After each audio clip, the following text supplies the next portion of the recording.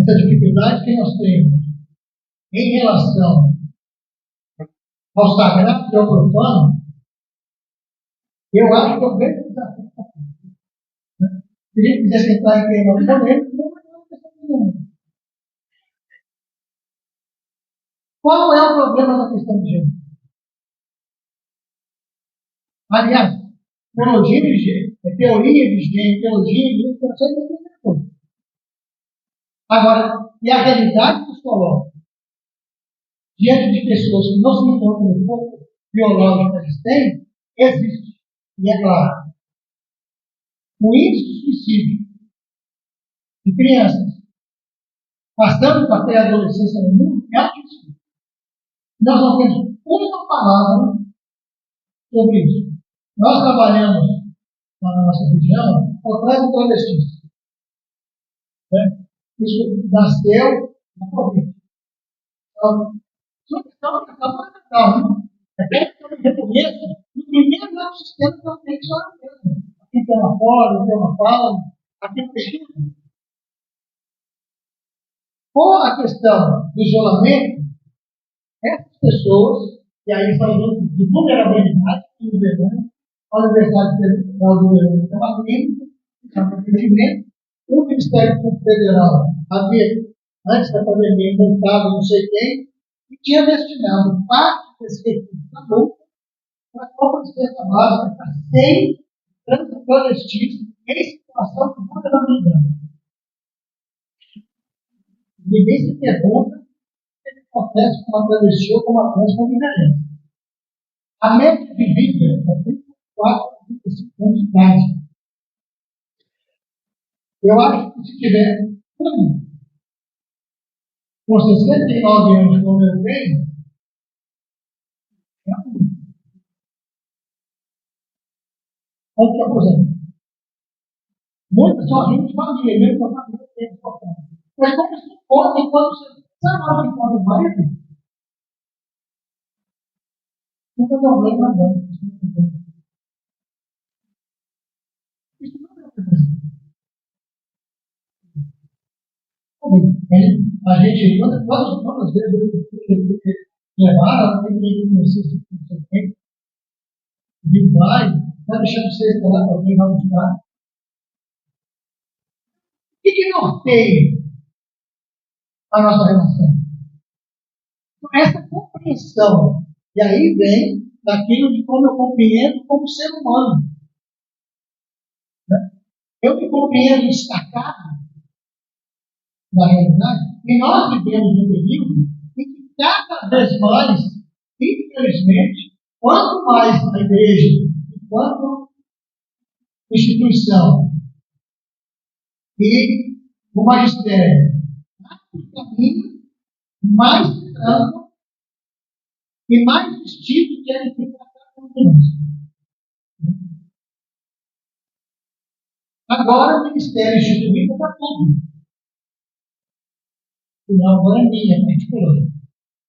Não é possível, para fazer uma leitura da igreja, precisa de instituído. Então, é mecanismo exacerbado. Agora, todo mundo tem uma autoridadezinha. Tem uma roupinha diferente para quem notar. Então, assim, quem faz isso é a dominante pessoa. É assim que mas nós estamos criando barreiras, muros cada vez mais. E aí, depois, nós vivemos uma sociedade do ansiolítico, nós vivemos uma sociedade do divã, nós vivemos uma sociedade do suicídio. E dentro da igreja, esse reencontro com a natureza é um encontro com a própria natureza humana. Por isso, o integral, a integralidade de tudo. Agora, morre mesmo, porque aí diz, não, aí isso aí é influência do ser humano, isso aí Deus criou assim. Deus criou. Não tem história, não? A criação não está um processo de evolução? A criação é algo dinâmico. A aceitação do outro, entre nós humanos, é um grande desafio. Imaginem agora os seres distintos, dos quais nós nos achamos superiores, mas sem os quais não conseguimos viver. Então, assim, a perspectiva integral, por isso que é muito interessante o Papa Francisco. Né? Ele faz uma reviravolta.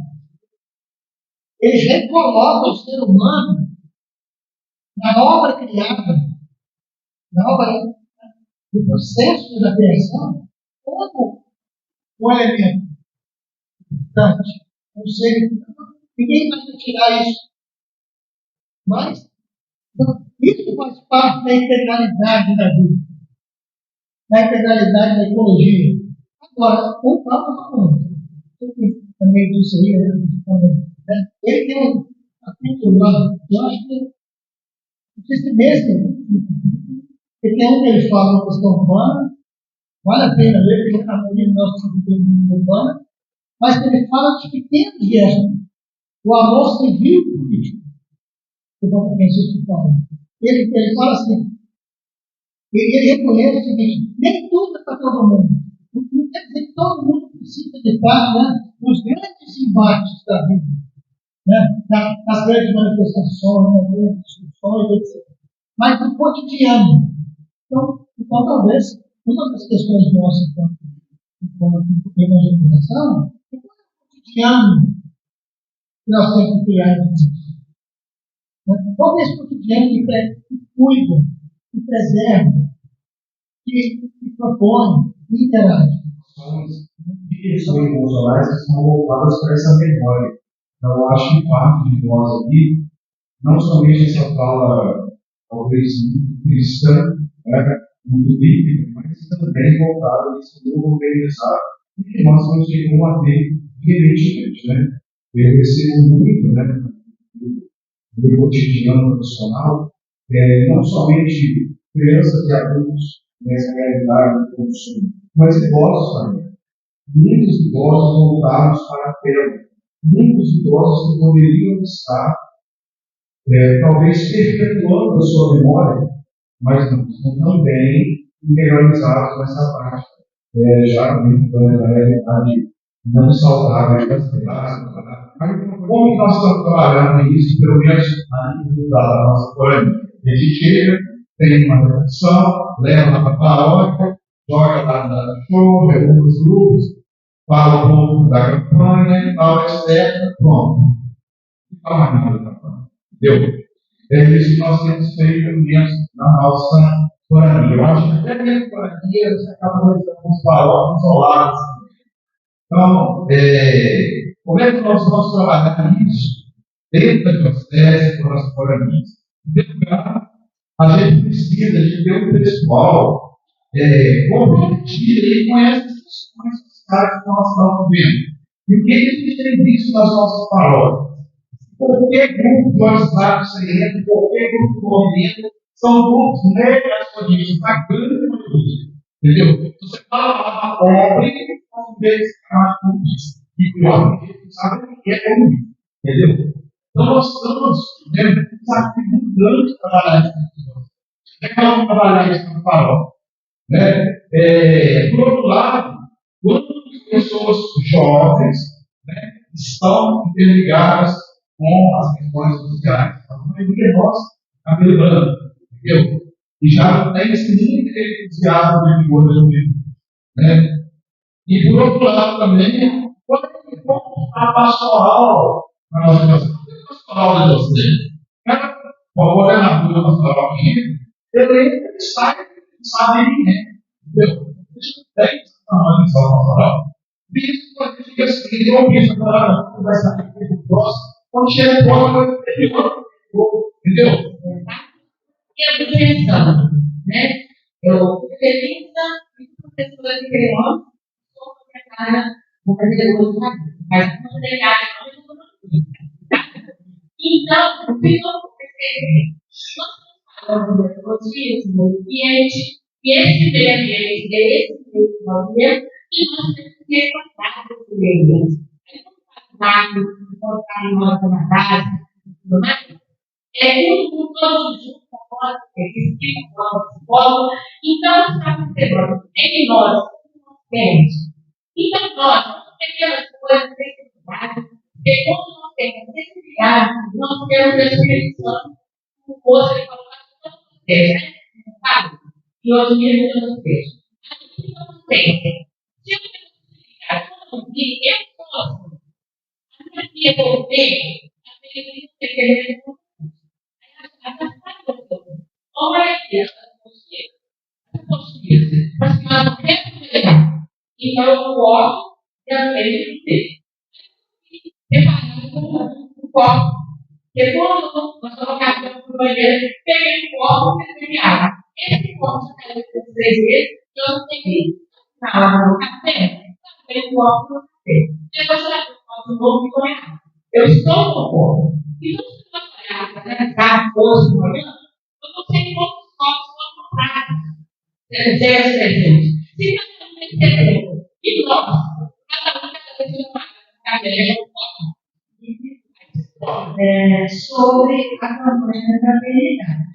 Isso foi assim, muito bacana mesmo. As comunidades se envolveram e sempre alguma coisa resulta desse né, daquela reflexão, sempre sai alguma coisa de economia e pelos cursos que eu tenho feito para esse ano, a CNBB já tem um calendário, né? Sei, pode até comentar sobre isso.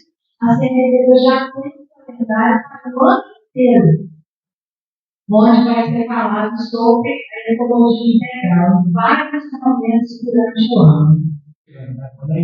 Quando ele fala que mudar a estrutura, talvez seja possível, mas mudar a superestrutura é mais complicado. E assim, eu dou alguns conselhos aqui, a gente repete assim, que a vida é contraditória, né? E que nós, seres humanos, somos incoerentes, né? Acho que ela lá nos exemplo. Eu pensei que está sendo um pouco incoerente, deixei de passar dentro dos caras. Mas tem uma saga também, não sei se você já viu, agora estou vendo nos avisados, que tem o pessoal pergunta assim, quem quer mudança? Aí todo mundo levanta a mão. Depois pergunta assim, quem quer mudar? Aí ninguém levanta a mão. Eu acho que um pouco isso que a gente tem na sociedade, a gente vê que o outro muda, né? Mas a gente não muda, né? Eu acho que o desafio do interior é pessoal, mas ele passa por um outro viés, vai dizer estrutura, que é todo modelo, que é outro cara também. Nós às vezes escutamos a aula do comunismo, socialismo, mas ainda usamos o capitalismo em várias contradições, como a gente foi aprendendo aqui já outras vezes. Então, como é que a gente se junta, né? E se desafia, né, a fazer essa conversão ecológica? Não é fácil, né? Mas só em comunidade que a gente pode juntos, né, para viver processo, como pessoas que é um processo. Não vou pegar no céu, que você vai pegar, mas é processo de convivência, partilha e dia a dia. Aceitação versus imposição. Os maiores acham que podem impor sobre os menores. Aquele que acha que é melhor, acha que pode e que tem que se impor sobre aquele que ele acha um pouquinho inferior. A autoridade, seja ela política, federal, nacional, estadual, municipal, ou seja eclesiástica, e aí nós temos uma grande hierarquia, né? Porque as autoridades, que quem manda aqui sou eu, predominam e a gente acaba acatando porque, bom, ele é uma autoridade, né? Eu acho que, né, a maneira de pensar das pessoas são assim. Fulano não pode viver desse jeito. Eu não gosto de vê-lo assim. Transfere isso para uma pessoa da família que é homoafetivo, ou uma pessoa da família que tem problema com o alcoolismo, ou com as outras drogas. Eu não aceito ele assim. Bom, mas não é porque você não aceita ele assim que ele é assim. Ah, mas Deus não criou ele desse jeito, não criou. Ué, foi até perguntou, mas como é que a gente sabe como que Deus criou? Né? Se criou assim ou assado. Então Deus não sabia que desde o início da humanidade existem essas questões, né? Ah, mas então Deus é tolerante e essas coisas são do diabo e o diabo que está vencendo. Esse julgamento, essa dualidade é constante na nossa vida e a gente precisa parar para pensar um pouquinho nisso. Eu não preciso, eu tenho que aceitar o outro como ele é. A verdade é que a gente tem que respeitar as pessoas como elas são. Não tem outra coisa. E eu penso que é um problema, tá? Não deles estarem, mas é um problema em nós, da nossa falta de solidariedade. Ele não é só nesse nosso. Eu tenho visto isso muito, inclusive na fala quando a gente vai fazer a formação da pastoral, de que nós somos muito pouco solidários enquanto igreja, enquanto instituição. E às vezes nós temos que aprender um pouco com essas outras religiões. E se a gente olhar de uma forma geral, o rapaz lá, nosso irmãozinho lá, foi preso. Para ele mudar de vida, ele vai para a igreja evangélica para voltar a ser bom. O ex-drogado, passar para as drogas, para agora vir para o evangelho. Então, nós estamos perdendo as pessoas que nós mais precisamos de ajudar para não nos cuidar, não para fazer do lado de uma pessoa da igreja, uma missa, falando um dia. As pessoas hoje, quando tem um problema familiar, a fase de semana, estão procurando a igreja evangélica. Então, para que a gente coloque em prática, não só a totalidade da pastoral de nós temos que rever o nosso conceito de sociedade, de igreja, sem, com respeito às outras falas, sem determinar outras coisas. Mas nós aqui dessa sala, somos muito pouco solidários. A gente acaba por capitalizar a solidariedade. Quando a gente for fazer trabalho no final do ano, vai ocupar. Mas nós não vivemos mais esse espírito solidário, de afeto e de amor. Eu acho que isso é fundamental nesse debate que a gente está fazendo. Eu estou da pastoral dos nômades. Desconhecida. A pastoral dos nômades é desconhecida.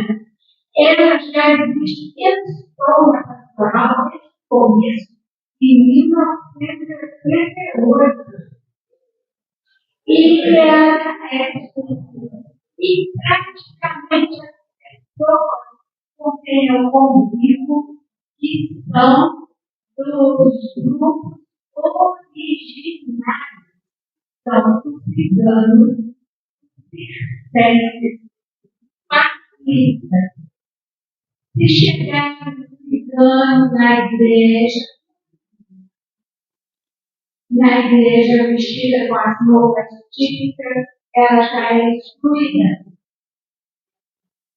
Então, começa por aí. O circo chega na cidade, todo mundo sofre dele. E o circo, só para falar, o circo passa ao PTU, passa ao barato, passa a energia, passa a água, e ninguém vai, fica todo mundo vendo novela repetida. Eu estou falando assim, e tem uma psicologia, para a missão da evangélica, eu decidi, você tomar um leite, você tem essa coluna, você como você fala, então ela não sabe de lixo reciclado na sua vida. Está vendo? é costume. Você pega o saco de lixo amarelo do lixo profissional e você bate na roupa na sua cidade corporativa, para corporativa, você tem lá. Não é ensinar. A minha segurança vai ter. Eu tenho esperança, né? Então, eu acho que está falando sobre a gente está na mesa, mas a gente tem que ter esperança dela. E a gente tem que dizer, em termos de fake news, em termos de teoria da conspiração, em termos de sempre aparecer uma pessoa muito aguda para querer vender cursos para notícia. E o caso da Bíblia onde mostra como nós, enquanto católicos, por exemplo, nós somos apegados à nossa tradição. Tem uma tradição legal, tal, só que a gente precisa um pouco fora da nossa tradição. O que a gente vai fazer para responder novos problemas e todo dia agora? A gente está tentando resolver com respostas de uma coisa que passa muito mais. Então, acho que a reflexão que a gente tem que trazer para essa não toca. A igreja padece com uma nostalgia de algo que nunca existiu. Essa turma do Paetê, Missana, tudo isso voluntário, idealiza numa igreja. Eu ainda lembro que eu ficava dormindo no joelho do meu pai, né, na pista em latim. Né? Eu ficava dormindo, que dia nada. Mas que tem na mão. Né? A gente vive muito de imagens. Né? Mas o mundo mudou. Então, eu acho que algumas questões, como que no mundo que mudou, eu então vou me comportar. Porque muitas vezes, também, a gente decide na vida religiosa, os padres diocesanos, na formação que cada um tem dentro da igreja, nós vivemos um mundo que não existe. O mundo, como que é uma cidade? O mundo não é bipolar, onde tem um polo, dois polos, a minha casa e o centro. Né? Como é que é normalmente uma cidade? Eu tinha uma praça, aí eu tinha escola, eu podia ter ali prefeitura, delegacia, como sempre, a 2, 3 ideal no chão. Então, o mundo é multipolar. Então, essa é uma forma. Se é multipolar, as experiências são diferentes. E o centro de referência é totalmente diferente de outras pessoas com as quais você vai fazer. Então, esse é o primeiro aspecto. O segundo aspecto é que no mundo de hoje, o volume de conhecimentos que nós temos, tem alguns pesquisadores que dizem, quando ainda tinha Estadão, Folha de São Paulo, domingo, no jornal dessa grossura, eles dizem que num jornal daquele, de um domingo, existia mais informação para o ser humano de uma certa capacidade acumulada durante toda a vida do século XVII. Num jornal. Agora, imagine isso chamado, logo depois do Concílio Vaticano II, na evolução da igreja, a reforma de culto que veio antes do Concílio, né? Uma série de coisas. Como é que é? Por que hoje a CNBB é tão utilizada? As pessoas nem conhecem. Antigamente, quando você, somente após o Concílio Vaticano II, quando se abriu uma ordem, veja o povo de Deus, etc., saía um documento da CNBC. Saía um documento da CNBB. Como é que ele chegava até nós?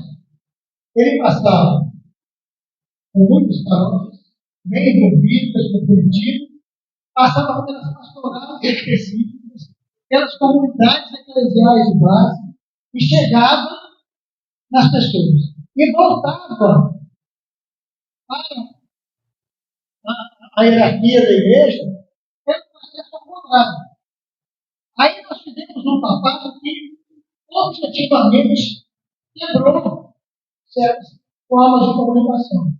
Quando se começou a falar em evangelização 2000, quando se começou a falar em criar as mídias católicas, as mídias dos evangelhos que existiam, as igrejas pentecostais, etc., foram criadas as TVs, enfraqueceram essas comunidades religiosas.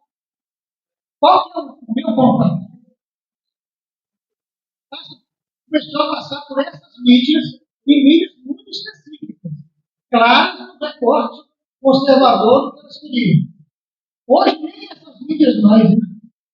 Hoje essas mídias são sujeitos solitários, não são, fazem parte do regime, mas falam do regime, auditar, não sei. São essas pessoas que estão a favor da igreja.